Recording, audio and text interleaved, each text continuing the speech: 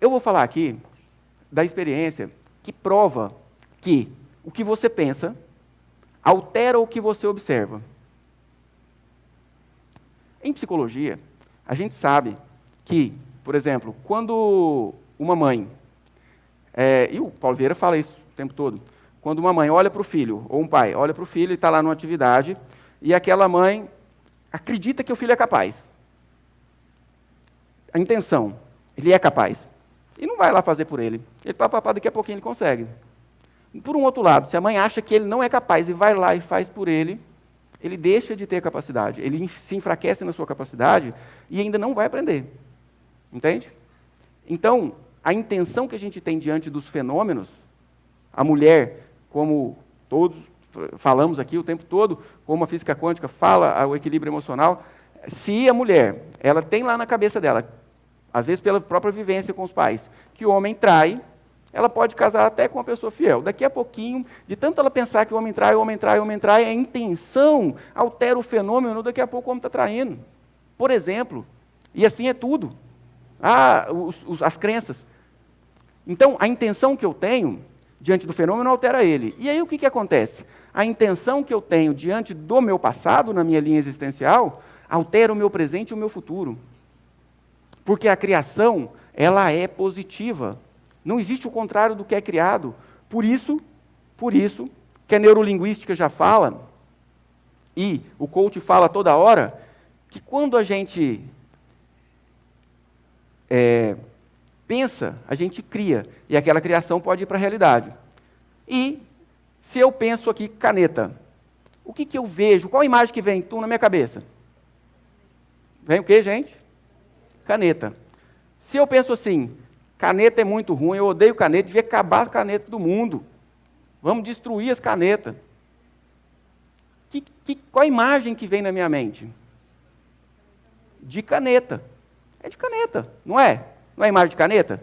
Por mais que eu estou negando, não, mas a imagem é de caneta. E a imagem que vai para a minha realidade, que vai ser criar o meu destino, é o quê? É de caneta. É de caneta.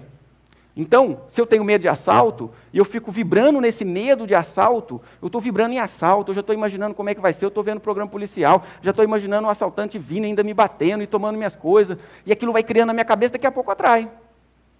Tudo que eu rejeito, eu atraio, por quê? Porque eu estou fazendo essa imagem virar realidade. Então, a neurolinguística, o coaching, a inteligência emocional fala, para de negar o que você não quer, e começa a afirmar o que você quer. Eu quero não ter dívidas. Está vibrando em dívida. O não é um equipamento da linguagem, para a gente negar a criação mental. E a criação não existe negativa, não existe o contrário do que é criado. Existe? Existe o contrário de caneta, gente? Não existe o contrário do que é criado. E nós criamos a nossa realidade. Nós somos coautores. Quando o ser humano faz uma ponte, quem que fez essa ponte? Foi Deus, pela mão dos homens. Somos coautores do universo. E, através, extremamente, do pensamento, e essa experiência, para quem gosta muito da ciência, eu gosto da ciência, sou da ciência, eu trago sempre estudos científicos, E essa experiência mostrou o quê? Que, num estudo de física quântica, porque isso é quântico, Quântico é o quê? A ciência da temporalidade. Por que eu sou toda a trajetória da minha existência? Porque eu tiro o tempo da jogada, então eu sou isso. Então, o que aconteceu no passado é muito semelhante ao que está acontecendo no presente e é enganchado com o que vai acontecer no futuro.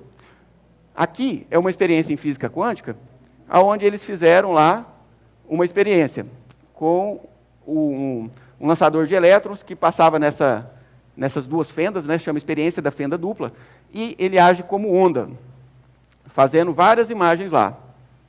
Então, legal, agiu como onda, É uma micropartícula, mas agiu como onda. Pois é, Einstein já falou, partícula-onda, hora partícula, hora onda, beleza. Aí, de repente, eles queriam saber em qual das fendas passava e por que acontecia assim e tal, e colocaram um observador aqui. E, só de haver o observador, o fenômeno se comportou diferente. Por quê? Porque a intenção do observador, o que ele já sabe que vai acontecer, quando uma partícula ela passa por duas fendas, o observador ele já acha que vai ser essa imagem, não como uma onda, mas como partícula. E a intenção do observador alterou o fenômeno. O que se sucedeu na experiência alterou justamente por ter um observador. Olha que coisa mais complexa. E mais,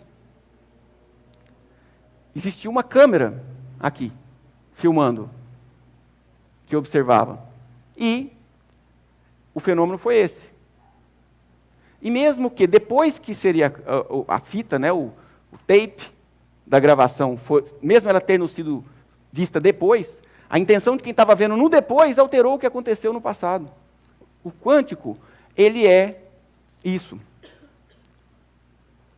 E aí, essa imagem, ela era para eu lembrar de falar dessa parte da linearidade da nossa existência, né? Então, dependendo da conexão que a gente faz com o nosso passado, se eu rejeito o meu passado, se eu fico assim, meu pai traiu, então meu marido passado traiu, então, e eu me ressinto muito, tenho muito ressentimento daquela traição, guardo aquela mágoa, ou seja, eu estou pegando um pedacinho do meu passado e estou olhando para ele e rejeitando. E falando, não, isso não podia ter acontecido, eu não aceito que isso tenha acontecido comigo, mas não aconteceu. Tem coisa mais incoerente de eu querer mudar o passado? Só que isso traz consequências, e é o que a gente não sabia e estamos sabendo agora. Querer mudar o passado, já, às vezes a gente não fica o dia inteiro reclamando, mas querer mudar o passado faz com que eu me comprometa no meu presente e no meu futuro.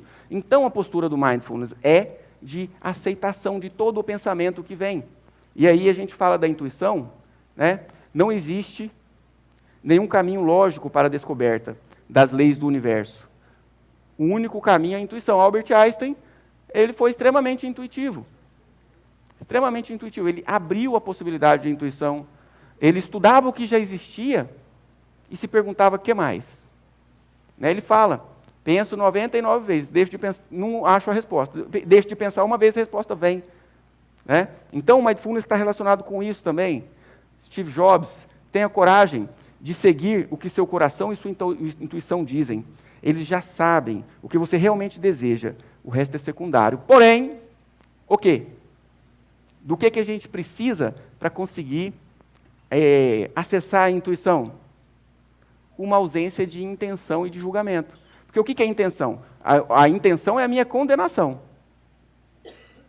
Porque eu olho para uma pessoa, que pessoa chata, né? Eu já tenho uma condenação, ela não é boa. Deixa eu tirar ela da existência, da realidade, digamos assim.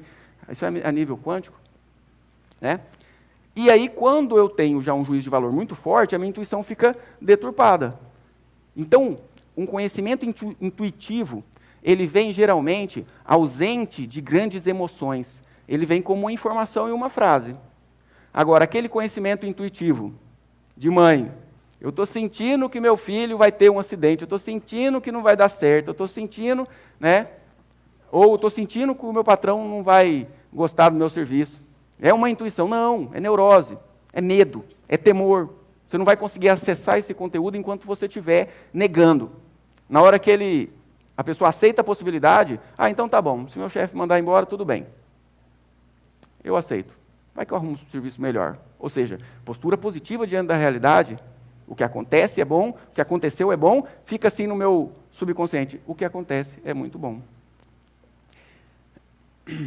A intuição não é uma opinião, é a própria coisa. Então, a intuição é a gente não só ver o fenômeno, mas